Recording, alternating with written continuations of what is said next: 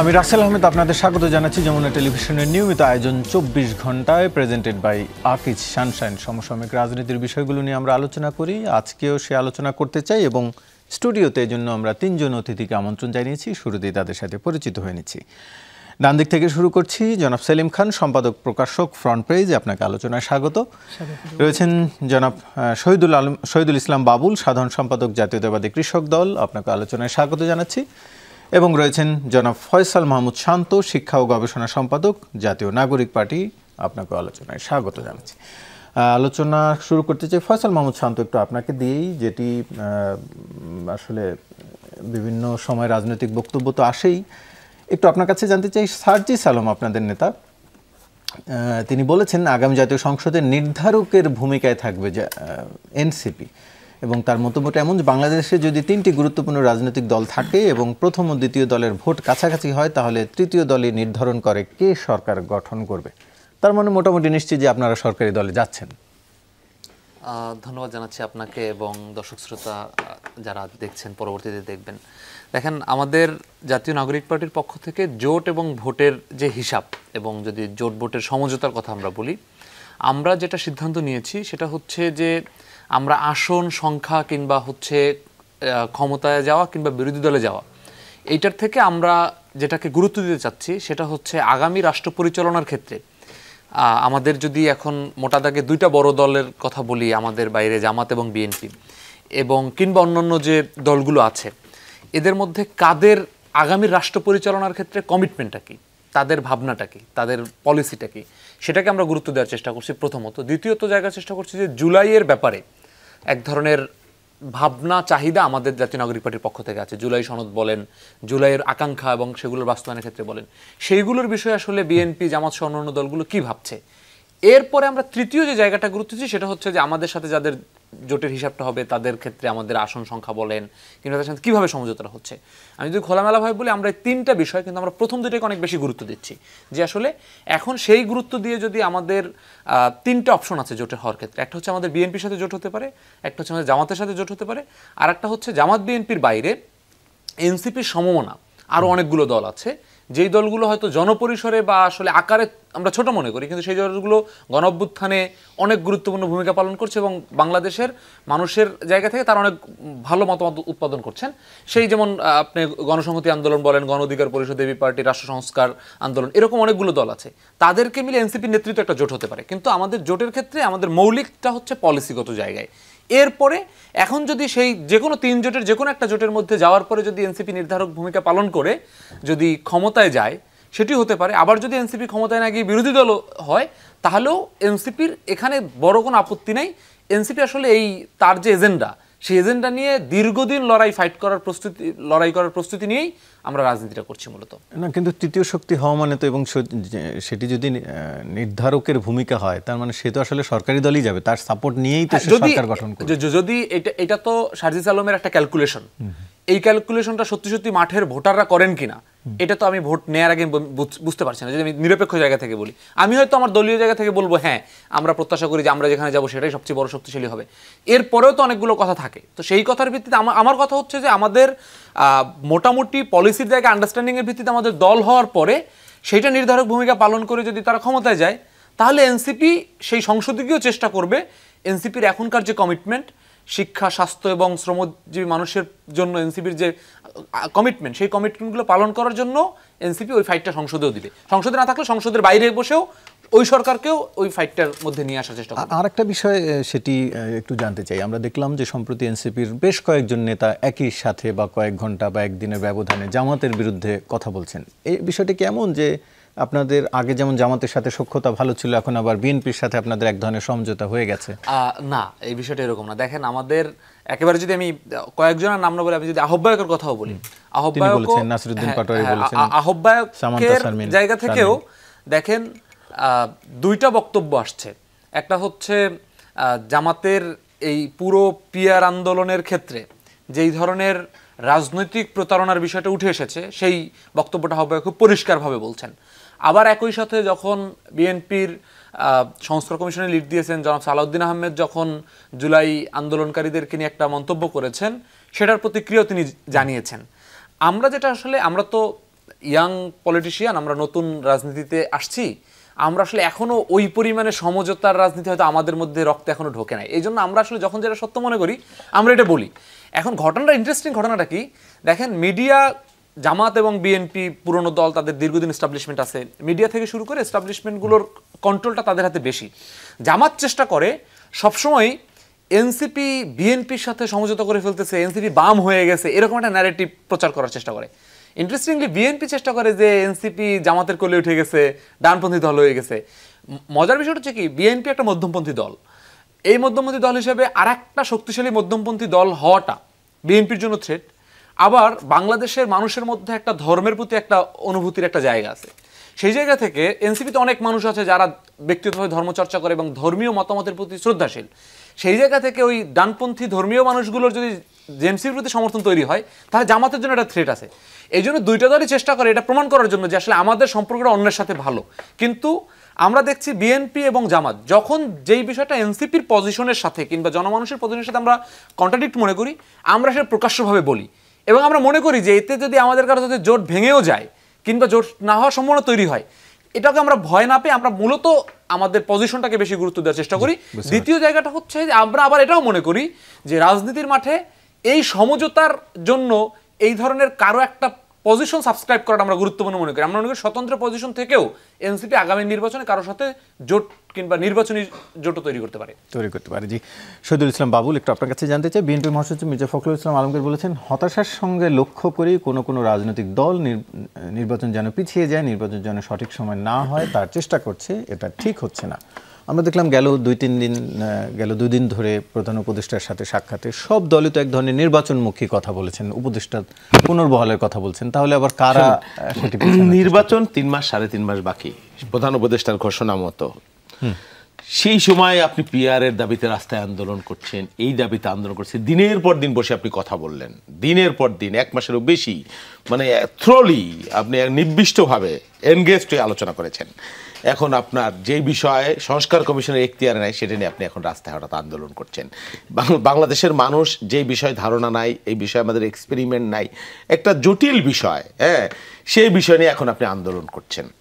তারপরে আবার আপনি বলছেন যে কি আর একটা তাদের যে জামাতের আরো মানে গণভোট, আরে ভাই 3 মাসের মধ্যে একটা নির্বাচন, তার মাঝখানে আবার একটা গণভোট, বাংলাদেশের আর্থসামাজিক বাস্তবতা প্রিপারেশন, সেই প্রিপারেশন বাংলাদেশের আছে, এগুলোর কি মিনিং?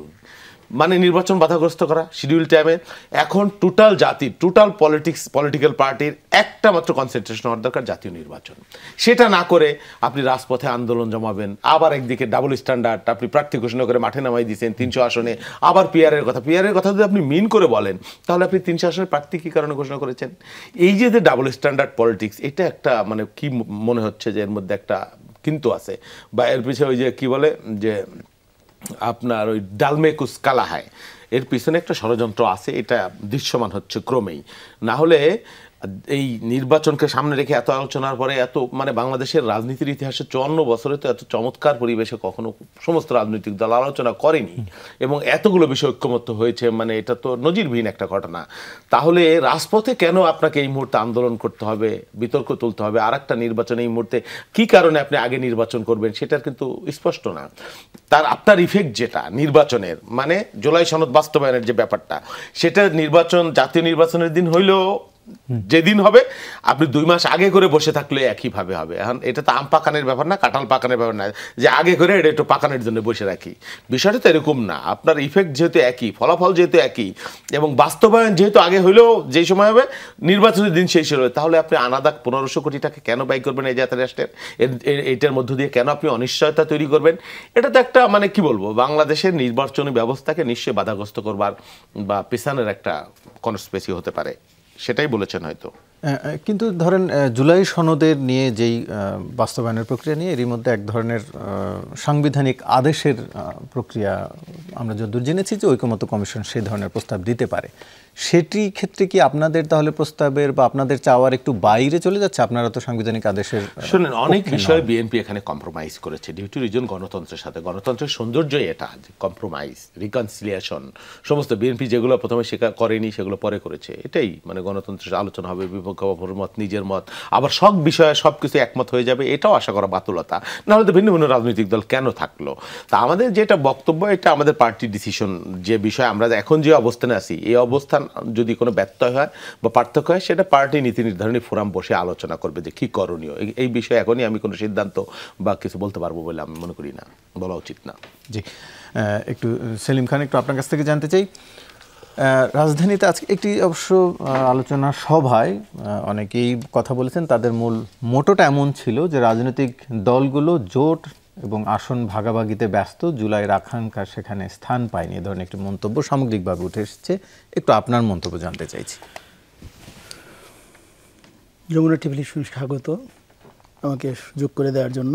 দর্শকদেরও ধন্যবাদ জানাচ্ছি এত রাত্রে আমাদের মতো লোকদের কথা শুনবার জন্য। আসলে এখানে যে বিষয়টি হচ্ছে যে বাংলাদেশে এটি বাবুল ভাই কিছুক্ষণ আগে বললেন যে একটি নির্বাচনের দিকে মানুষ যাচ্ছে। আসলে আমার এখানে প্রশ্নটা, গত 54 বছরের রাজনৈতিক অভিজ্ঞতা থেকে বা রাজনৈতিক যে চর্চাটি হয়েছে, সেই চর্চা থেকে আমরা যদি দেখি, মানুষ কি আসলে সব কিছু চায়? জনগণ কি সব কিছু চায়? আমরা জনগণের উপরে চাপিয়ে দিই জনগণ চাইছে। এই মুহূর্তে জনগণের সমস্যা কি একমাত্র নির্বাচন? আমার কিন্তু তা মনে হয় না। নির্বাচন হবে, ভোট দেবে, ভোট দিলেই সব কিছু হয়ে যাবে না।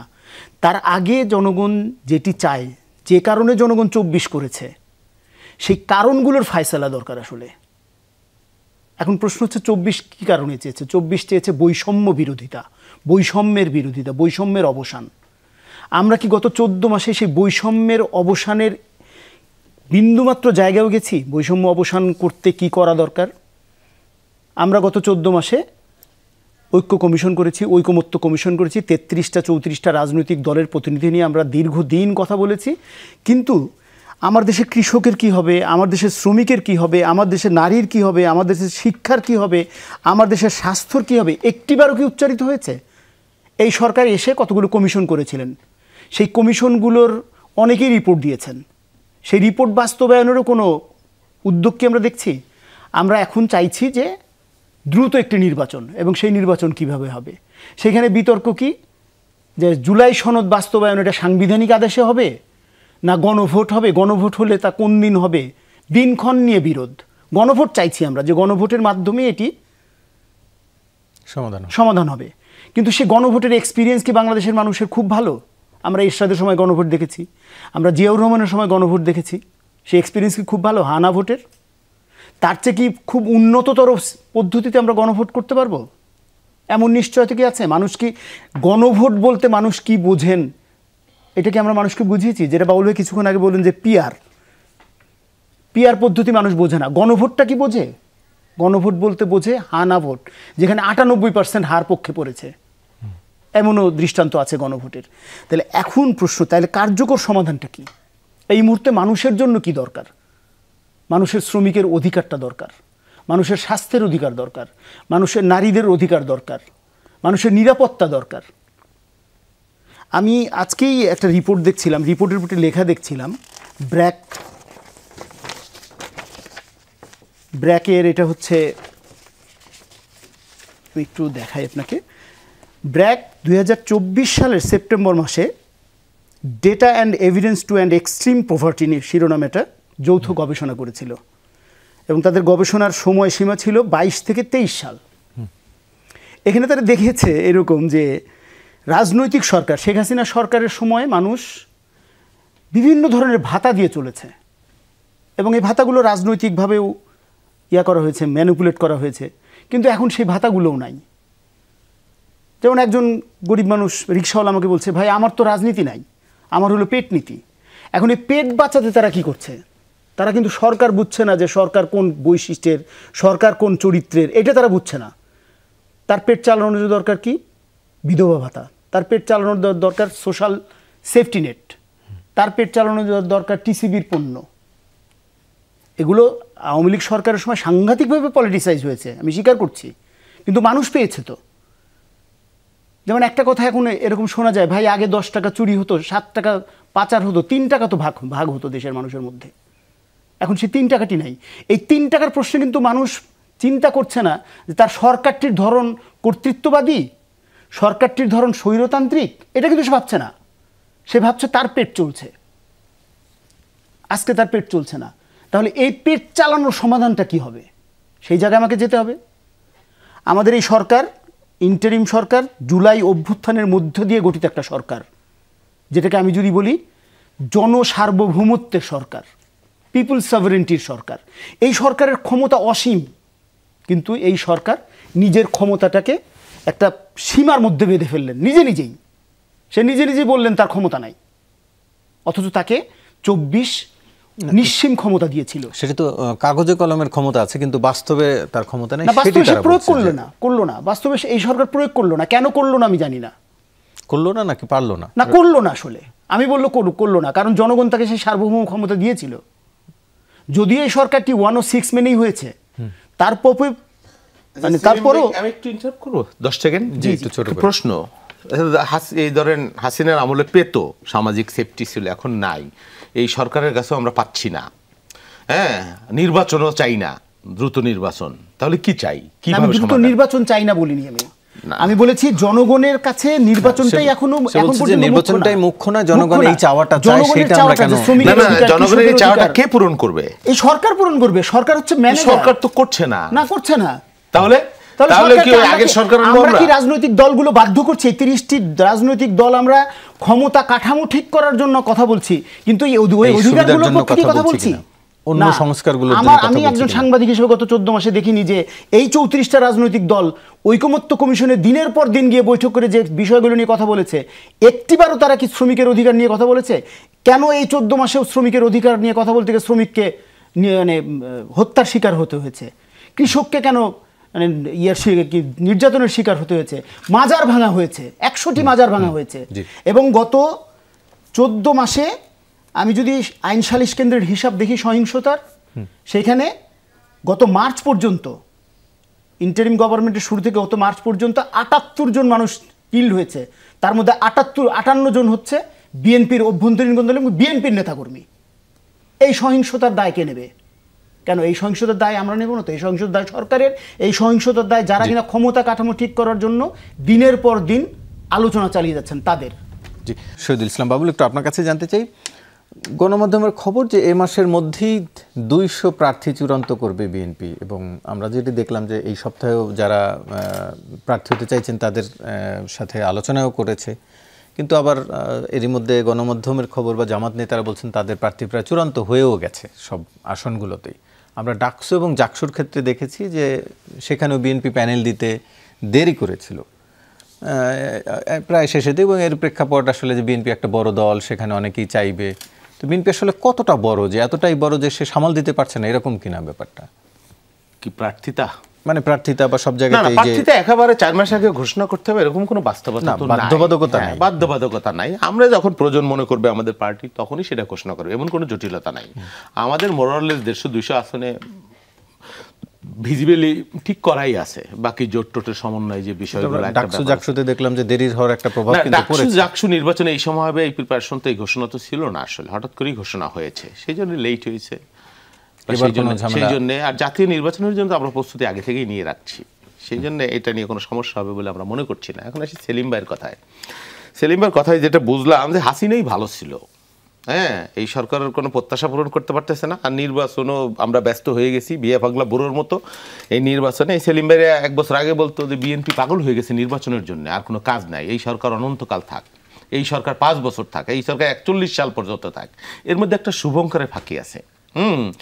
এই যে এত মানুষ মারা গেল বা পরিবর্তন কি হয়েছে ওনারা যখন বলে, তখন আমি বলি যে না, অনেক পরিবর্তন হয়েছে। বাংলাদেশের রাজনীতির ইতিহাসে 54 বছরে এতগুলো রাজনৈতিক দল এক জায়গায় বসে কত বিষয়ে কনসেনসাস একসাথে হয়েছে, এটা একটা মিরাকেল ব্যাপার, একটা মারাত্মক ব্যাপার বাংলাদেশের রাজনীতির ইতিহাসে, যেটা কোনোদিন হয়নি। তারা সাইন করেছে, স্বাক্ষর করেছে, বসেছে, এবং ছেলে খেলা কোনো বিষয় না, অনেক জাতীয় গুরুত্বপূর্ণ বিষয়।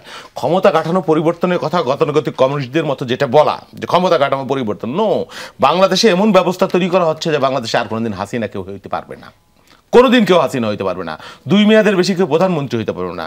বাংলাদেশের জুডিশিয়ারি, বাংলাদেশের দুদক, বাংলাদেশের ওই যে সংবিধানের 69 যে ধারা, সেটা উন্মুক্ত, গুরুত্বপূর্ণ 70 ধারা, সেটা উন্মুক্ত করে দেওয়া হয়েছে। প্রেসিডেন্ট প্রধানমন্ত্রীর মধ্যে ক্ষমতার ভারসাম্য করা হয়েছে, তত্ত্বাবধায়ক সরকার প্রতিষ্ঠা করা হয়েছে, এবং কি পদ্ধতিতে গঠিত হবে, কেউ এককভাবে তত্ত্বাবধায়ক সরকার প্রতিষ্ঠা। শুধু একটা জিনিস যদি থাকতো তাহলে কেউ হাসিনা হইতে পারতো না বাংলাদেশে, একটা জিনিস। পরিবর্তন হয় নাই তাই না, আর একটা অসত্য তথ্য দিছে সেলিম ভাই, ইন্টেনশনালি দিছে কিনা আমি জানি না, যে সামাজিক সুরক্ষা নাকি সব বন্ধ হয়ে গেছে। নট দ্যাট, আমরা জানিতাম, দেখছি তো, বিধবা বন্ধ হয়ে গেছে, নট দ্যাট। তারপরে যে কালকেও দেখলাম কৃষকদের জন্য উপকারভোগী যারা অসংখ্য, এগুলা দিচ্ছে, সরকারের পক্ষ থেকে দেওয়া হচ্ছে।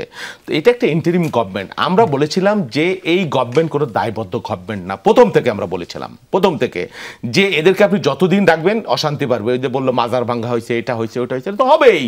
এই এটা দুর্বলতম সরকার, এই সরকারকে আপনারা কেন রাখতে চাচ্ছেন?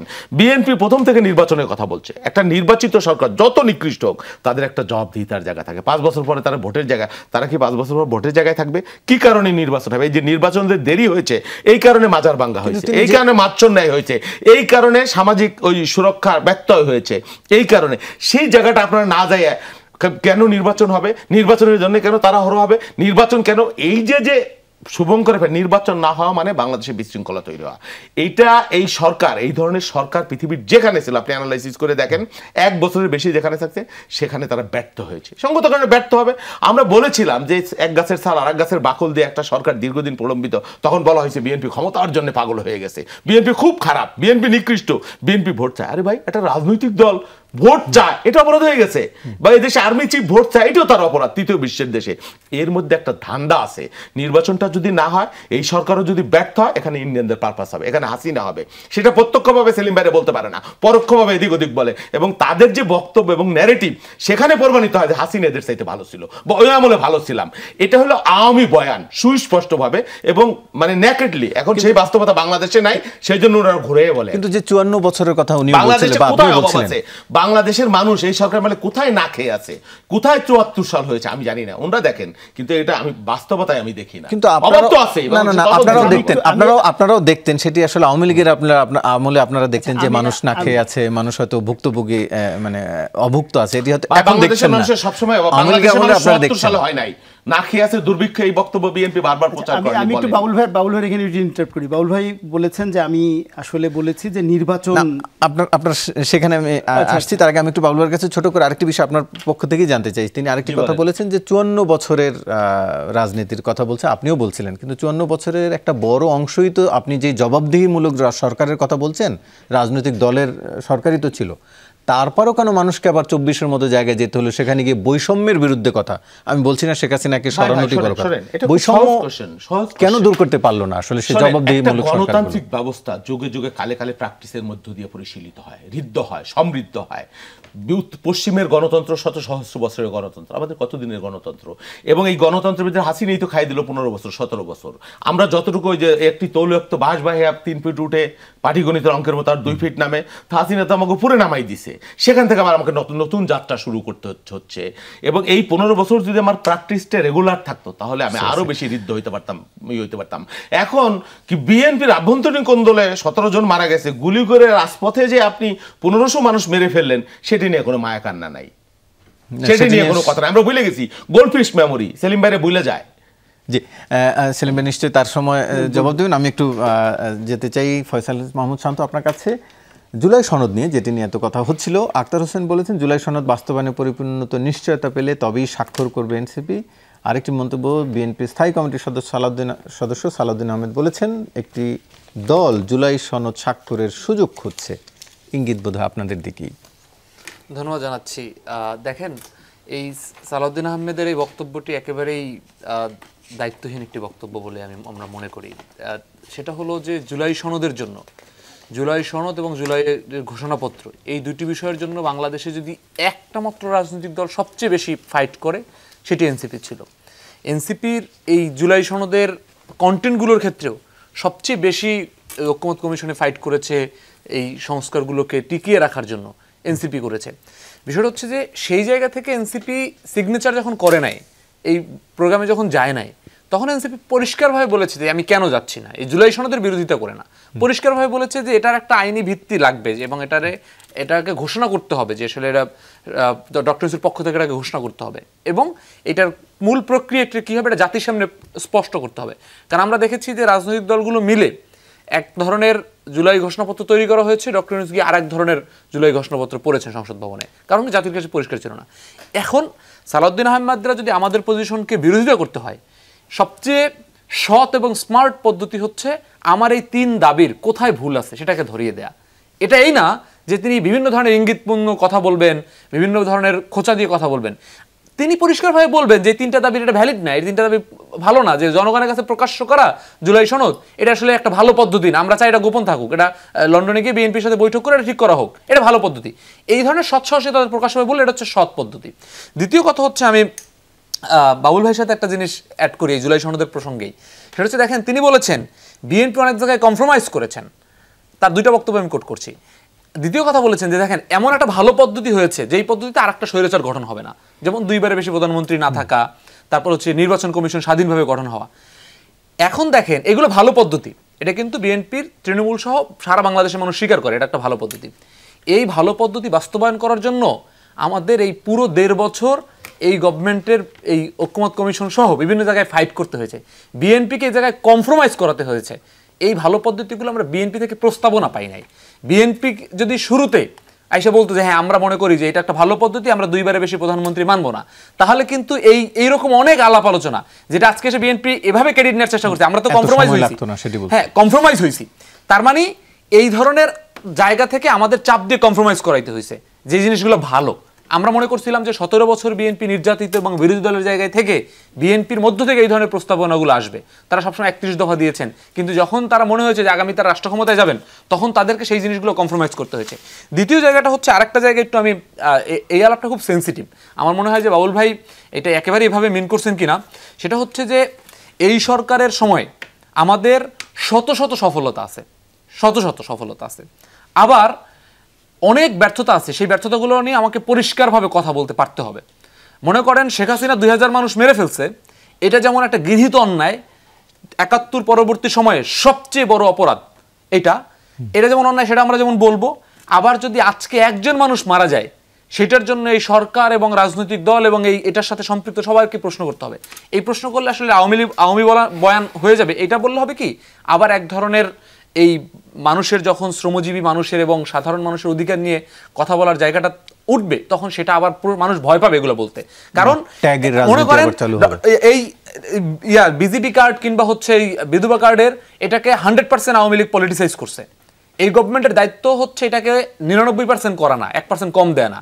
এই গভর্নমেন্টের দায়িত্ব হচ্ছে 100% দিবে, ওই পলিটিসাইজেশনটা বাদ দিবে। এই জিনিসগুলো পরিষ্কারভাবে আমাদেরকে বলতে পারতে হবে এবং এই জিনিসগুলোর ব্যাপারে আমাদের সচেতন থাকতে হবে। এই গভর্নমেন্টের যেমন ইন্টারিম সরকার, তার অনেক ধরনের সক্ষমতা নাই, এটা যেমন আমরা বলি, আবার এমন অনেক বিষয়ে এই গভর্নমেন্ট সক্ষমতা দেখাইছে যেই বিষয়গুলো অনেক পলিটিক্যাল গভর্নমেন্ট নিতে পারে নাই। যেমন এই গভর্নমেন্ট একটা পুরো সাংবিধানিক কাঠামো চেঞ্জ করার জন্য সংবিধান থাকা অবস্থায় সংবিধানের বাইরে গিয়ে একটা ঐকমত্য কমিশন করছে, এরকম সক্ষমতা দেখাইছে। আবার এই রাজনৈতিক দলগুলো যখন আমরা বলি যে আমরা ক্ষমতায় নাই, এটা অবশ্য সত্য না। এই গভর্নমেন্ট রাজনৈতিক দলগুলোকে ম্যানেজ করার জন্য 2 দিন পর পর ডাকেন এবং যাকে পান না তাকে আরেকটা রাষ্ট্রে প্লেন ভাড়া দিয়ে তার সাথে বসে তারপরে কনসেনসাস ডেভেলপ করার চেষ্টা করেন। তার মানে রাজনৈতিক দলগুলোর এখানে ভূমিকা আছে এবং সেই জায়গা থেকে আমরা যদি কোনো কিছু কম বলি রাজনৈতিক দল হিসেবে জনগণের পক্ষে, জনগণের জায়গা থেকে প্রশ্ন আসতে হবে যেন আমরা আমাদের রাজনৈতিক ভাগাভাগির বাইরে জনমানুষের কথা নিয়ে আমরা কিছু কথা বলি। এটা খুবই গুরুত্বপূর্ণ। এবং দেখেন আরেকটা কথা বলি, যে সরকার সক্ষমতা, এই সরকার অনেক ছোট ছোট বিষয় শৃঙ্খলা দমন করতে পারেন না, কিন্তু এই সরকার কিন্তু বন্দরের মতো বিষয় চুক্তি করার মতো সক্ষমতা দেখাইতে পারেন। সো গভর্নমেন্টের সক্ষমতা না এটা না, আমার যেটা মনে হয়েছে গভর্নমেন্টের মধ্যে এক ধরনের আপোষের মানসিকতা। ওই যে সবাই তো একটা প্রজন্ম, যেই প্রজন্মে আসলে মানুষ আপোষ করতে করতে রাজনীতি করছে, এইটার কারণে এই মনে করে যে আমি যদি চলে যাই তাহলে যেই সরকার ক্ষমতায় আসবে, যদি বিএনপি হয় জামাত হয়, সে আমাকে ভালো রাখবে কতটুকু, এইটা চিন্তা করে সে এমন কোনো কথা বলে না যেটা জামাত এবং বিএনপির বাইরে যাবে, বিরুদ্ধে যাবে। আমি শেষ করছি তার 10 সেকেন্ডে। এই জন্য আমার কাছে মনে হচ্ছে রক্ত দিয়ে আমরা এই গভর্নমেন্টকে আনছিলাম এই জন্য যে তিনি যদি 3 মাস থাকতে পারে, 3 মাস এমন কিছু কাজ করবে প্রয়োজনে রাজনৈতিক দলগুলো তার সাথে বিরোধী করে তাকে ফালাই দিবে, তারপরেও এই সরকার ওই শক্তিটা দেখাবে। সেলিম ভাই যে কথাটি বললেন সে অভিযোগ একটু আপনার কাছেও যদি আমি প্রশ্নটি করি যে আপনারাই বা কতটা এই নির্বাচন কিংবা সংবিধানের পরিবর্তনের বাইরে যে শ্রমিকের অধিকার, স্বাস্থ্যের অধিকার, সুশাসনের অধিকার সেটি নিয়ে আপনারা কতটা চাপ দিয়েছেন সরকারকে? আপনারা চাপ দিয়ে তাদেরকে এই যে সাংবিধানিক আদেশ করাতে বাধ্য করছেন, সেরকম কি কোনো উদ্যোগ নিয়েছিলেন? বলি, আমাদের এখানে আমার একবার দুইটা, আমি খুবই খোলামেলা আলাপ করতে পছন্দ করি। একটা হচ্ছে আত্মসমালোচনা। আমাদের জায়গা থেকে যেই পরিমাণে চাপ দেয়া প্রয়োজন ছিল সেটার অনেকটাই আমার কাছে মনে হয়েছে আমাদের জায়গা থেকে আসে নাই। এটা আমি আত্মসমালোচনা করি, আসে নাই কারণ আমাদেরকে নানাভাবে এই সিস্টেমের মধ্যে ঢুকে আমাদেরকে এগুলো নিয়ে ফাইট করতে হয়েছে। যেহেতু আমাদের অনেক লিমিটেশন আছে, এই ফাইটগুলোতে আমাদের অনেকটা শক্তি ক্ষয় হয়েছে। দ্বিতীয় জায়গা থেকে আমরা দায়িত্ব নিয়ে বলছি, একটা দলও যদি কিছু কিছু জায়গায় চাপ দেয়, যেমন দেখেন এই কয়েকদিন আগে শিক্ষক আন্দোলন হয়েছে, আপনারা প্রচার করেছেন, ওই পুরো শিক্ষক আন্দোলনটা অর্গানাইজ করা থেকে শুরু করে 10 দিন লেগে থাকা আমি এবং আমার পার্টি মাঠে ছিল, এবং পরবর্তী অনেক দল বাধ্য হয়েছে, তারা আগে সংবাদ সম্মেলন করছে আন্দোলনের বিরুদ্ধে, তারপরে যেতে বাধ্য হয়েছে। এবং হচ্ছে গতকালকে আপনি দেখবেন প্রধান উপদেষ্টার দপ্তরে সবগুলো দল গিয়েছে, সবাই নির্বাচনের নিয়ে কথা বলছে। আমরা আলাদাভাবে প্রধান উপদেষ্টার কাছে বলেছি যে এই বিসিএস এবং চাকরি পরীক্ষার্থীর যে জটিলতা আছে সেই বিষয়ে একটা সুস্পষ্ট সংস্কার করতে হবে, এবং আজকে প্রধান উপদেষ্টা 3টা ফাইলে সিগনেচার করেছেন। তার মানে এরকম জায়গাগুলোতে আমরা কিছুটা বলার চেষ্টা করছি, কিন্তু আমি আবারও আমি অ্যাডমিট করছি যে আমাদের অনেকগুলো লিমিটেশন আছে, আমাদের এগুলো নিয়ে বলা উচিত ছিল, এজন্য আমাদের জনগণের কাছে প্রশ্নবিদ্ধ হওয়া উচিত। জি, একটু যেতে চাই সেলিম খান, আপনি নিশ্চয়ই যুক্ত করতে চাইছিলেন, সেটি বলবেন। পাশাপাশি আমিও একটু, আপনি শুরুতে কেয়ারটেকারের কথা বলছিলেন, সেটি নিয়েও আপনাকে প্রশ্নটি রাখতে চাই। সরকার এখন থেকেই পুরোপুরি কেয়ারটেকার মোডে চলে যাক, এটি চাইছেন বিএনপি নেতারা, এবং আজকে নির্বাচন কমিশনে বলেছে, এছাড়া প্রধান উপদেষ্টার সাথে সাক্ষাতেও বলেছে।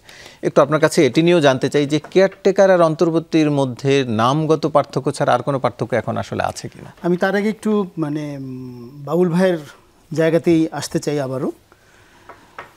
তো আমি যদি ভুল করে না থাকি, বাউল ভাই এক ধরনের ট্যাগিং দেওয়ার চেষ্টা করেছেন আমাকে, যে আমি আওয়ামী বয়ান বলছি আর কি। এই যে ওনারাও কিন্তু গত 17 বছর ট্যাগিংয়ের শিকার হয়েছেন। ট্যাগিংয়ের রাজনীতি আমাদের ট্যাগিং না, আমি এই সংশোধন করে ভুল বলছেন। আমরা বিএনপি করি, সবাই বিএনপি বলছে, আমাকে জামাত বলেন, এই ট্যাগিং এর কি আছে? আমি পরিচয় লুকাই না, আপনি সাংবাদিকতা করেন, আমি একটু বলি না না, আমার ট্যাগিং এর ব্যাপার। আপনি যেভাবে বলেছেন যে আমি আসলে আওয়ামী বয়ানকেই এখানে তুলে ধরছি, রাইট, এটাই বলছি। এই জায়গাটি ভুল। কারণ আমি যদি শুধু, আমি কিন্তু বলিনি যে নির্বাচন দেরি করতে হবে, আমি তো এই কথা বলিনি। নির্বাচনটি ফেব্রুয়ারিতেই হতে হবে, না হলে বাংলাদেশ আরো বড় ধরনের সংকটে পড়বে। ক্যাটাগরিক্যালি বলছি আমি এখানে, আমি নির্বাচনের বিরুদ্ধে না, কারণ নির্বাচন গণতান্ত্রিক শাসন ব্যবস্থার একটি উপকরণ। এর আরও যে 99টি উপকরণ আছে, সেই 99টি উপকরণ জনগণের কল্যাণের জন্য। সেইটার ক্ষেত্রে আমি কি করছি, আমি এই কথাটা বলার চেষ্টা করেছি। এখন সেইটা যদি হয়ে যায় আওয়ামী বয়ান, তাহলে আমার কিছু বলার নাই আসলে। এই 99টি জায়গায় উপকরণ নিয়ে কথা বললে যদি সেটা আওয়ামী বয়ান হয়, আমি একজন সাংবাদিক হিসাবে আওয়ামী বয়ান প্রচার করছি, সেটি আসলে দুঃখজনক, নাম্বার 1। 2 নাম্বার হচ্ছে, আমি বলিনি সামাজিক সুরক্ষা বন্ধ হয়ে গেছে, আমি এটা বলিনি। আমি বলেছি আওয়ামী আমলে যেটাকে পলিটিসাইজ করা হয়েছিল, মানুষজন পেত বিভিন্নভাবে, সেটা রাজনৈতিকীকরণ করা ছিল, যেটি শান্তও বললেন। সেই জায়গাটি আমরা কেন এটাকে অরাজনৈতিক অবস্থায় নিয়ে এসে সুষম বা সুষ্ঠু বন্টন করতে পারছি না? এই ব্যর্থতাটা কার? আমার কি নাই, ব্যুরোক্রেসি নাই? আজকে আপনি বলেন যে জনপ্রতিনিধি নাই, তারা পালিয়েছে, ঠিক আছে, তারা পালিয়েছে, কিন্তু সেখানে একজন প্রশাসক নিয়োগ দেওয়া হয়েছে, কেন? সে কি করেছে? এই যে জায়গাটি, এই লুফলগুলো কেন তৈরি হলো? এই লুফলগুলো কি এই সরকারের ব্যর্থতা না? 2 নম্বর। 3 নম্বর হচ্ছে, আপনি বললেন কেয়ারটেকার, বিএনপি কেয়ারটেকার মুডে যাওয়ার কথা বলেছেন এই সরকারকে। তা আমার প্রশ্নটি হলো যে আজকে নির্বাচনের 2.5 মাস বাকি আছে, 2.5 মাসই তো প্রায়, এই হঠাৎ করে কেয়ারটেকার মোডের কথা উঠলো কেন? তাহলে এই সরকার নিরপেক্ষ না? বিএনপিকে এটাই বোঝাতে চাইছে এই সরকারের নিরপেক্ষতা হারিয়েছে সরকার? আমি যদি বলি এটা খুব ভুল বলা হবে না, এরকমটাই মিন করে। হ্যাঁ, মিন করে, কিন্তু এটা যে সরকার নিরপেক্ষ থাকতে পারছেন না, যে কারণে সরকারকে তত্ত্বাবধায়ক মোডে যেতে হবে। ওনারা বলেনি তত্ত্বাবধায়ক সরকার হতে হবে, এটা কিন্তু মিসলিড হয়েছে আমাদের ইয়েতে, এটা মোডে যেতে বলেছেন। তাহলে এই সরকার নিরপেক্ষ না? বিএনপি কিন্তু ক্যাটাগরিক্যালি বলে দিল এই সরকার নিরপেক্ষ না। তাহলে এই সরকারকে নিরপেক্ষ হওয়ার জন্য চাপ দেন, যে আপনি নিরপেক্ষ হন। যদি সে জনগণের কাছে পরিষ্কার করেন যে এই সরকার এই কারণে নিরপেক্ষ নন, তার নিরপেক্ষতা হারিয়েছেন এই সরকার, আপনি জনগণের কাছে অনাস্থাটা জায়গা প্রকাশ করেন, আপনি সে কি বলে তত্ত্বাবধায়ক ইন্টারিমের উপদেষ্টার সাথে বৈঠক করে তাকে বলে আসবেন যে আপনি তত্ত্বাবধায়ক মোডে যান। আমার কাছে খুব ফগি মনে হয়েছে বিষয়টা। এটা স্ট্রেইট হওয়া দরকার, রাজনৈতিক দলের বক্তব্য স্ট্রেইট হওয়া দরকার। মানুষ সোজা সাপটা কথা পছন্দ করে, আপনাকে সোজা সাপটা কথা, আপনার বড় দল হিসাবে আপনার সেই দায়িত্ব আছে, কারণ আপনি সামনে নির্বাচনে ক্ষমতায় যাচ্ছেন, আপনি রাষ্ট্র ক্ষমতায় যাচ্ছেন, রাষ্ট্র পরিচালনার দায়িত্ব পাচ্ছেন। এখন পর্যন্ত এইটি নিশ্চিতভাবে বলা যায় এবং জনগণও সেটা ভাবে। অতএব আপনার অবস্থানটি পরিষ্কার হতে হবে, আপনার অবস্থানের মধ্যে কোনো ফগি ব্যাপার। তারা তো বলেছে, বাইরে এসেও বলেছে যে সরকারকে পরিষ্কার কি হলো বুঝলাম না, আমি বলে দিচ্ছি, ঠিক আছে, কোথায় সমস্যা। আমার কাছে মনে হচ্ছে মোডে কেন আপনি নিরপেক্ষতা জায়গাগুলো বলেন যে এই জায়গায় আপনি নিরপেক্ষ, কোথায় কোথায় অনিয়ম আছে। বা আরেকটি জায়গায় আমি একটু আসতে চাই, সেটা হলো পুলিশ। সেটির কথা, সেটা হলো পুলিশ। আপনি সামনে নির্বাচন করবেন, এখন পর্যন্ত পুলিশকে আস্থা নিতে পারেন নাই।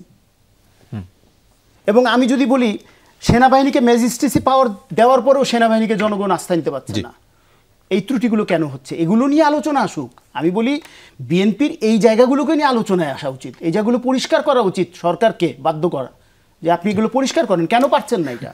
জি, শহীদুল ইসলাম বাবুল ভাই, একটু আপনার কাছে জানতে চাই, কিশোরগঞ্জের বিএনপি সাবেক নেতা ফয়জুল করিম যোগ দিলেন আওয়ামী লীগে। তিনি বলেছেন 5 আগস্টের পর মানুষের যে স্বপ্ন ছিল, চেতনা ছিল, 1 বছরে পেরিয়ে গেছে, কিন্তু রাষ্ট্র সংস্কারের নামে সম্পদ ভোগ করার চেষ্টা চলছে, স্বাধীনতা বিরোধী শক্তিকে ক্ষমতায় বসানোর চেষ্টা চলছে, তাকে প্রতিহত করার জন্য তিনি আওয়ামী লীগে যোগ আমি দিয়েছেন। বলি, যে লোক করেছে, বিএনপির কাউন্সিলে পদ চেয়েছিল, সে পায়নি, তারপরের দিন এটা করেছে। আগে যদি করতো তাহলে বুঝতাম যে গুড ইন্টেনশন, সৎ ইন্টেনশন নিয়ে করেছে। পদ না পেলেও ক্ষমতায় যাচ্ছেন আপনারা, কিছু না কিছু হলে তো যাওয়ার না, ব্যক্তিগত ক্ষোভ থাকে। যেই লোক আগের দিন বিএনপির পদ চেয়েছে, সেই লোক পরের দিন পদত্যাগ করে নীতির কথা বললে এই লোকের বক্তব্য কোট করার কোনো কারণ আছে এটা আমি মনে করি না।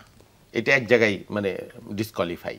হ্যাঁ, একদিন আগে বিএনপি ভালো ছিল তার পদ চাই, আর পরের দিন বিএনপি খারাপ হয়ে গেছে, এটা ফেক একটা ইস্যু আর কি। তো এখন আসি, তত্ত্বাবধায়ক সরকার কেন চাইলো বিএনপি, বা ধোঁয়াশা কেন সেলিম ভাই দেখছেন? আমি কোনো ধোঁয়াশা দেখি না, আমি এখানে পরিষ্কার দেখি। কেন দেখি? দুনিয়ার সব দেশে যেখানে তত্ত্বাবধায়ক সরকার নাই, আপনি ইন্ডিয়ার কথা যদি চিন্তা করেন, নির্বাচনকালীন সরকারের আকার, আয়তন, পরিধি সংকুচিত হয়ে যায়, তাদের কর্মপরিধি সংকুচিত হয়ে যায়। এটা একটা রিজন। কারণ আমাদের যে ইন্টারিম গভর্নমেন্ট, তারা একটা রেগুলার গভর্নমেন্টের মতো কাজ করেছে, বিদেশের সাথে চুক্তি করেছে, উন্নয়ন কাজ করেছে, বরাদ্দ দিয়েছে, এই নানান ধরনের কাজ তারা করেছে। নির্বাচনকালীন সরকার কি সেই কাজ করতে পারে? করা উচিত। এর মধ্যে এটাও তো ঠিক, এর মধ্যে সবাই বিতর্কিত না হলে কেউ কেউ বিতর্কিত হয়েছে, হয়নি? আপনি বলেন, কারো কারো নামে দুর্নীতির অভিযোগ এসেছে, কারো কারো নামে পক্ষপাতিত্বের অভিযোগ আছে, কারো কারো নামে দলের। তো সেই বিষয়গুলো আপনি রিকগনিশনে নেবেন না, কগনিজেন্সে নেবেন না, নিয়ে আপনি সংশোধন করবেন না। আপনি নতুন করে তত্ত্বাবধায়ক সরকার গঠন নাও করি করেন, নির্বাচনকালীন একটা সরকারের ব্যাপার তো থাকে নির্বাচনের, যার মেইন গোল, যার টার্গেট, যার উদ্দেশ্য নির্বাচন হবে। তো এই সরকার একটা রেগুলার সরকার কি এক হইতে পারে? বিএনপি হ্যাঁ রুটিন কাজকর্ম করবে এবং নির্বাচনকে ফোকাস করবে, সেইটা বিএনপি মিন করেছে। এর মধ্যে ধোঁয়াশার কি আছে? এর ভিতরে সন্দেহের কি আছে? এর ভিতরে অবিশ্বাসের কি আছে? একটা রেগুলার গভর্নমেন্ট আর একটা নির্বাচনকালীন গভর্নমেন্ট পার্থক্য হয় না? হয়তো যেখানে কেয়ারটেকার নাই সেখানেও তো নির্বাচনকালীন গভর্নমেন্টের কাজ সংকুচিত করা হয়, উন্নয়ন কাজ হয় না, অনেক কাজ বন্ধ করে রুটিন ওয়ার্কগুলো শুধুমাত্র চালাই নেওয়া হয়। বিএনপি এই কথাটাই বলছে, এটা খুব জটিল কথা না, এটা গবেষণারও বিষয় না, পরিষ্কার। ধোঁয়াশা কই আছে এখানে আমি বুঝলাম না, এটা কি হওয়া উচিত না? অবশ্যই হওয়া উচিত। জি, একটু জানতে চাই শান্ত, আপনার কাছ থেকে জানতে চাই, যার কথা বলছিলাম, যিনি এখন আওয়ামী লীগে যোগ দিয়েছেন বিএনপি থেকে, আপনারা সবচেয়ে বেশি আওয়ামী লীগের বিরুদ্ধে আন্দোলন করেছেন, এমনকি 5 আগস্টের পর আওয়ামী লীগ নিষিদ্ধের কথা বলছেন, নির্বাচনে না আসুক সেটি বলছেন। উনি যদি নির্বাচনে আসেন তাকে কিভাবে ঠেকাবেন? বা তার মতো এরকম আরও অনেক নেতা যারা আওয়ামী লীগে ছিল না, পরে যোগ দিয়েছে, তারা আগামী নির্বাচনে পার্টিসিপেট করলে কিভাবে ঠেকাবেন? দেখেন, আওয়ামী লীগের বিষয়ে আমাদের দুইটা সিদ্ধান্ত খুব পরিষ্কার। একটা হচ্ছে দল হিসাবে আওয়ামী লীগকে বিচারের আওতায় আনতে হবে, তার নির্বাচনী রাজনৈতিক কার্যক্রম বাংলাদেশে সে করতে পারবে না, তার ব্যাপারে বিচার শুরু হওয়ার আগ পর্যন্ত। তার মানে আওয়ামী লীগের নামে হিসাবে আওয়ামী লীগের নামে, মানে প্রথম সিদ্ধান্তটা বলছে, আওয়ামী লীগের নামে এই বাংলাদেশে অন্তত আমাদের কথা বলার শক্তি থাকা অবস্থায় পর্যন্ত তার কোনো ধরনের নির্বাচন রাজনীতি করার সুযোগ নেই, পরিষ্কার।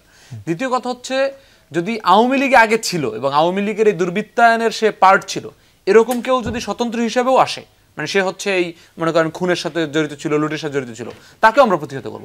এখন যেই ব্যক্তিটা আওয়ামী লীগে ছিল না, সে মনে করেন বিএনপি করতো, সে বিএনপি ছেড়ে দিয়ে যদি স্বতন্ত্র ইলেকশন করে আমাদের কোনো আপত্তি নেই সেখানে, কিংবা স্বতন্ত্র করে, কিন্তু বিএনপি ছেড়ে দিয়ে সে আওয়ামী লীগের নাম নিয়ে করে, তাহলে কিন্তু আওয়ামী লীগের দল হিসেবে আমাদের যে প্রথম সিদ্ধান্ত সেখানে সে হচ্ছে সে তো আওয়ামী লীগে যোগ দিয়েছে, আওয়ামী লীগ নেতা হিসেবে স্বতন্ত্র নির্বাচন করবে। আওয়ামী লীগ নেতা হিসেবে তো আওয়ামী লীগের দল হিসেবেই তো তার হচ্ছে সে কার্যক্রম চালাতে পারবে না যদি সে আওয়ামী লীগের দলীয় যদি কোনো পদে থাকে। এটাই তো বাংলাদেশের নিষিদ্ধ দল হিসেবে সেই নিষিদ্ধ দলের পদ পদবি বহন করাটাই একটা শাস্তিযোগ্য অপরাধ। তো সেই জায়গা থেকে এই সুযোগ নাই, এবং এটা একটা কমপ্লেক্স সিচুয়েশন। দল এখনো নিষিদ্ধ হয়নি, কার্যক্রম স্থগিত হয়েছে বলে সেটি সে ওই দলের পদ হোল্ড করে কোনো কার্যক্রম করতে পারে না। এইখানে আসলে কি, এইখানে আমরা যেটা প্রত্যাশা করি সেটা হচ্ছে যে যেই এক্সিস্টিং রাজনৈতিক দলগুলো আছে যারা আওয়ামী লীগের হাতে সবচেয়ে বড় ভিকটিম, আমরা তাদের সহ আওয়ামী লীগের বিষয়ে একটা ঐক্যমত এবং একটা কমন একটা এজেন্ডা বা কমন একটা পজিশন চাই, যেটা দলের ঊর্ধ্বে উঠে করবে। কিন্তু আমরা দেখেছি বিভিন্ন দল তারা আওয়ামী লীগের হাতে নিষিদ্ধ হওয়ার পরেও আওয়ামী লীগের বিষয়ে তাদের সিদ্ধান্ত নিতে এবং এক ধরনের ধোঁয়াশা, নিষিদ্ধ হওয়ার পরে বলছে এটা আমাদের আগেই প্রস্তাব ছিল, নিষিদ্ধ হওয়ার আগে বলছে যে আমরা আসলে কারণ আমরা মতামত দিব না, এই ধরনের ধোঁয়াশা ছিল। আমরা মনে করি যে জুলাই পরবর্তী বাংলাদেশে মানুষের রাজনীতিটা খুব স্পষ্ট হওয়া উচিত। সেটা মানুষ যদি কম সমর্থন করে, আপনার কম শক্তিও থাকে, কিন্তু অনেক জায়গাগুলোতে এইরকম জুলাই ইস্যু, ৭১ ইস্যু, এই ধরনের বিগ বিগ ইভেন্টগুলোতে যেখানে মানুষের রক্ত দিয়ে ইভেন্টগুলো তৈরি হয়েছে, সেই ইভেন্টগুলোতে হিপোক্রেসি কিংবা রাজনৈতিক দলীয় পার্টিজান ইন্টারেস্টটা খুব কম দেখা উচিত। দ্বিতীয় জায়গাটা হচ্ছে দেখেন এই যে তত্ত্বাবধায়ক সরকারের যে আলাপটা হচ্ছে এখন আসছে, আমার কাছে মনে হচ্ছে এই আলাপটাও এক ধরনের একটা রাজনৈতিক খেলা, এটা আর কিছুই না। কারণ এই গভর্নমেন্ট যখন ফর্ম হয়েছে, এই গভর্নমেন্ট ফর্ম হওয়ার সাথে সাথে এই সর্বদলীয়ভাবে গভর্নমেন্টের হাতে 3টা দায়িত্ব দিয়েছে। প্রথম দায়িত্ব হচ্ছে সে সংস্কার করবে, দ্বিতীয় হচ্ছে সে বিচার করবে, তৃতীয় হচ্ছে ইলেকশন করবে। তার মানে এই অন্তর্বর্তীকালীন সরকারের গঠনের সাথেই তার অন্তর্বর্তীকালীন সরকার হিসেবেই তার ইলেকশন করার যে ম্যান্ডেট, এবং অন্তর্বর্তীকালীন সরকারের কাছেই এই রাজনৈতিক দলগুলো যারা যারা দ্রুত ইলেকশন চেয়েছে তারা ইলেকশন চেয়েছে। তার মানে এইখানে এই ধরনের কোনো জটিলতা নাই। এটা হচ্ছে কি এক ধরনের সরকারকে তো চাপে রাখতে হবে, এবং নিজেদের যেহেতু সামনে জুলাই সনদ আছে, জুলাই সনদের গণভোটের প্রশ্ন আছে, কন্টেন্ট আছে, সেই জায়গাতে পার্টি স্বার্থগুলো নিশ্চিত করার জন্য সরকারকে বিভিন্ন কৌশলে তারা চাপ প্রয়োগ করার চেষ্টা করতেছে। আমরা মনে করি এই চাপ প্রয়োগগুলো খারাপ না রাজনীতিতে, কিন্তু চাপ প্রয়োগের মধ্য দিয়ে যেন পিপলস ইন্টারেস্টটা ছোট না হয়ে যায়, এটা হচ্ছে গুরুত্বপূর্ণ জায়গা। জি, একটু সেলিম খান আপনার কাছ থেকে জানতে চাই, যেটি নিয়ে শুরুতে আমরা কিছুটা বলছিলাম, জুলাই সনদ বাস্তবায়নের জন্য সাংবিধানিক আদেশ জারির একটা চূড়ান্ত দিকে যাচ্ছে ঐকমত্য কমিশন। যদিও যারা সংবিধান বিশেষজ্ঞ আছেন তারা বলছেন যে আসলে দিন শেষে এটি পরবর্তী সরকারের উপরই ছেড়ে দিতে হবে, কারণ সেটি গ্রহণ করারও বিষয় রয়েছে, কারণ এখন পর্যন্ত সরকার চলছে সাংবিধানিক ধারা মেনেই। একটু আপনার মন্তব্য জানতে চাইছি, এতে সংকট কমবে কিনা? আজকে কালের কণ্ঠে একটি নিউজ এসেছে, সাংবিধানিক আদেশের উপর গণভোট, আগামী সংসদের দ্বৈত ভূমিকার প্রস্তাব। এখানে বলা হয়েছে এটা যে জুলাই সনদ বাস্তবায়ন সংবিধান আদেশ। এখন আমার প্রশ্ন হলো যে এই জুলাই সনদ বাস্তবায়ন সংবিধান আদেশটি কে দেবেন? আপনি কিছুক্ষণ আগে বললেন যে সংবিধান মেনেই কিন্তু সরকার চলছে, এখন পর্যন্ত তাই, এবং গঠিত হয়েছে কিন্তু 106 দিয়ে, এই সংবিধানকে ভিত্তি করেই। যদিও জুলাই অভ্যুত্থানটা সংবিধানকে ভেঙে দেয়া, মানে প্রত্যাখ্যান করে স্বৈরতান্ত্রিক সংবিধানের স্বৈরতান্ত্রিক কাঠামোকে, তারপরে এই সংবিধান মেনেই এই সরকারটি গঠিত হয়েছে। তাহলে এই যে জুলাই সনদ বাস্তবায়ন সংবিধান আদেশটি কে দেবেন? রাষ্ট্রপতি দেবেন, এছাড়ার উপায় কেয়ারটেকার ইন্টারিম গভর্নর সিজির তো দেওয়ার এখতিয়ার নাই। সংবিধান অনুযায়ী সিজি কিন্তু দিতে পারেন না, রাষ্ট্রপতির সাংবিধানিক আদেশ লাগবে। সেই জায়গাগুলি পরিষ্কার হওয়া দরকার, এবং এইখানে আমি মনে করি যে রাজনৈতিক দলগুলোর একটি বড় ভূমিকা রয়েছে, খুব দ্রুত সিদ্ধান্ত নেওয়া। না, এটি নিয়ে পক্ষে বিপক্ষে মত আছে। এটা যদি সাংবিধানিক আদেশের পক্ষে না, এই জুলাই সনদ যদি এই সরকার দ্বারা আইনি ভিত্তি না পায়, পরবর্তী সরকার সংসদ নির্বাচন করবেন আপনি কি দিয়ে? প্রশ্ন ওঠে, পরবর্তী নির্বাচনটা করবেন কি দিয়ে? কোন এখতিয়ারে? এই ফেব্রুয়ারি নির্বাচন, সাংবিধানিক আদেশ দিতে পারে, সেটি কি এখন আসলে এটি নিয়ে দ্বিমত কেউ কেউ বলছেন। আসলে সিএ দিতে পারেন, সিএ রাষ্ট্রপতির মাধ্যমে দিতে পারেন, আমাদের সংবিধান বলছে। যেমন হচ্ছে যখন জুলাই ঘোষণাপত্র দিল, এটা কিন্তু রাষ্ট্রপতির মাধ্যমে দেওয়ার প্রয়োজন হয় নাই। ঘোষণাপত্র 2 নম্বর হচ্ছে যখন চিফ মার্শাল, ঘোষণাপত্রের তো কোনো আইনি ভিত্তি নেই। আমি বলি চিফ মার্শাল ল যখন প্রোক্লামেশন দেয় কিংবা হচ্ছে আইসা যখন সাংবিধানিক আদেশ প্রণয়ন করে, Yes. রাষ্ট্র ক্ষমতা গ্রহণ করে, এটা কিন্তু তখন রাষ্ট্রপতির মাধ্যমে কিংবা সেটা কিন্তু আইনি ভিত্তি তৈরি হয়। হ্যাঁ, আইনি ভিত্তি তৈরি হয়। তার মানে জুলাই অভ্যুত্থানের মধ্যে দিয়ে আপনি যে ঐকমত্য কমিশন তৈরি করলেন, এটা কিন্তু এটা সভাপতিকে ডক্টর ইউনূস। না, আইনি না, সেটি তো একটু শান্ত, আমি এই সেটি জায়গায় আসলে তো শান্ত, পালন করতে এই জায়গায় বাধ্য মানে নয়। একটু ঐকমত্য কমিশনের সিদ্ধান্ত আইন হয়ে যায়নি। মার্শাল্লাহ গভর্নমেন্ট যখন কোনো কমিশন হলেও প্রোক্লামেশন জারি সেটা করে আইন তখন হয়নি। সংবিধান স্থগিত হয়ে এদের যায়। তো সংবিধান উইথহেল্ড হয়ে যায়। সংবিধান তখন থাকে না, মার্শাল্লাহ আসলে সংবিধান থাকে না, তখন সে যে কোনো প্রোক্লামেশন দিতে পারে এবং পরবর্তীতে সেটার আইনি ভিত্তি থাকে না তো। আইনি ভিত্তিতে না, না। পরবর্তী সরকার সেগুলো ভূতাপেক্ষ দেখিয়ে মনে বৈধ করে করেন নেয়। এখন যে আপনি ইলেকশনটা করবেন, এই ইলেকশনটা এই গভর্নমেন্টের আন্ডারে কিসের ভিত্তিতে হবে তাহলে? এই সংবিধান ভিত্তিতে এই ইলেকশনটা হওয়া সম্ভব না। এটা তো লম্বা ডিবেট, এটি লম্বা debate, আমরা এখন শেষ সময় তার মানে সেটাও তো ডক্টর ইউনূসের হ্যাঁ, তার মানে- আদেশেই তার হচ্ছে মানে এই এটি- ইলেকশনটা। এটি clear- তারপর ডক্টর এটি- আদেশ যদি এটি না দিতে পারে তাহলে তো এই ইলেকশনটাই অবৈধ। এটি জনগণের কাছে ক্লিয়ার করতে হবে যে এটি রাষ্ট্র এই ইলেকশন কোনো বৈধ হয় না, সেটি আবার রাষ্ট্রপতির পরবর্তী মাধ্যমে সংসদে এটা পরবর্তী সংসদ rectify করে দেয়। হ্যাঁ, তো পরবর্তী সংসদ rectify করবে কিন্তু সংবিধানের আমরা আদেশে। সেটাই। সংবিধানের আদেশকে তার মানে পরবর্তী আপনাকে সংসদে সেই সংসদে Ultimately যেতেই পরবর্তী হচ্ছে। সংসদের তাহলে কাছে যেতেই হচ্ছে। তাহলে আর আগে না, তো যাওয়া আইনি আছে তো, ভিত্তিতে যেতে হলে একটা রাষ্ট্রপতি আছে, ইন্টারেস্টিং বাবুল পার্থক্য ভাই। আছে। আমরা আপনি যখন গণভোট বহাল তো। গণভোটের মধ্য দিয়ে যখন যে এটা আমরা কিন্তু আলোচনা অস্বীকার শেষ করে করা কিন্তু যাবে না, রাষ্ট্রপতি আপনাদের পারে। গণভোটের তিনজনকেই মধ্যে ধন্যবাদ পারে, জানাচ্ছি। সংবিধানের এই ছিল নিয়মে। আজকের আলোচনায়, দর্শক এই ছিল আজকের আলোচনায়, সাথে থাকার জন্য ধন্যবাদ সবাইকে।